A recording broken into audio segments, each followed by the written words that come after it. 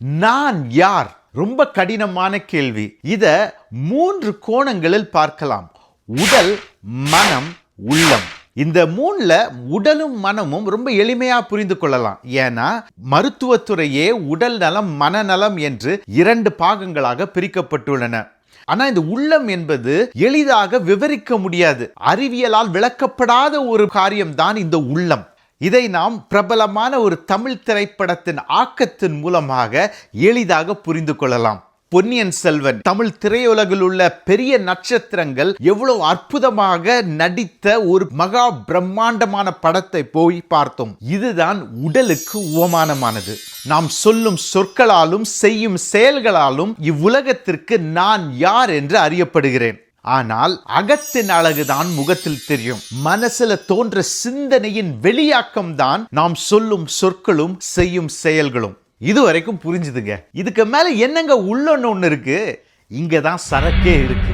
ஒரு பொன்னியின் செல்வன் படம் இவ்வளவு பிரம்மாண்டமாக வரதுடைய மூல காரணம் நடிகர்களும் இயக்குனர்களும் மட்டுமல்ல, அந்த நூலை எழுதிய கல்கியும் அவருடைய எழுத்தாகிய நூலும் தான் காரணம். இந்த உள்ளத்தை சாயல், சக்தி என்று 2 பாகங்களாக புரிந்து கொள்ளலாம். சாயல் என்பதை சிலர் ஆத்மா என்று அழைப்பார்கள்.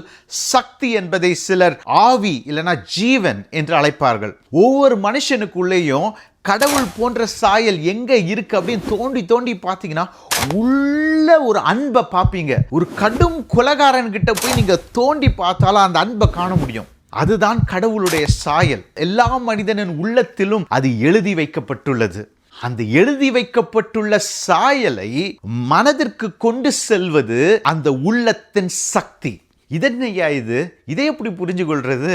ஒரு மனிதன் உங்களுக்கு செய்த துரோகத்தை சரித்திரமாக கொண்டு உங்கள் சிந்தனையில் அவனை எதிர்த்து ஒரு காரியம் செய்ய வேண்டும் என்று உங்கள் மனதில் தோன்றும் பொழுது உங்களுக்குள்ள ஒரு மெல்லிய குரல், அவன் அப்படி பண்ணியிருந்தாலும் நீ இப்படி பண்ணக்கூடாது, அவனுக்கு நன்மையானதை தான் செய்யணும் அப்படின்னு ஒரு ஒலி கேட்குது பார்த்தீங்களா? அதுதான் உள்ளத்திலிருந்து வரக்கூடிய சக்தி.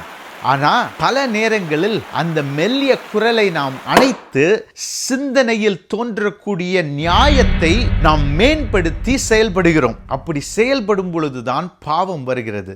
ஆனால் இந்த மெல்லிய குரலை நாம் கேட்டு நாம் சிந்தனையில் தோன்றும் நியாயத்தை கீழ்ப்படுத்தி உள்ளத்தின் மெல்லிய குரலை வெல்ல விட்டோம் என்றால் தெய்வீக சுவாபத்தை இந்த உலகத்துக்கு பிரதிபலிப்போம்.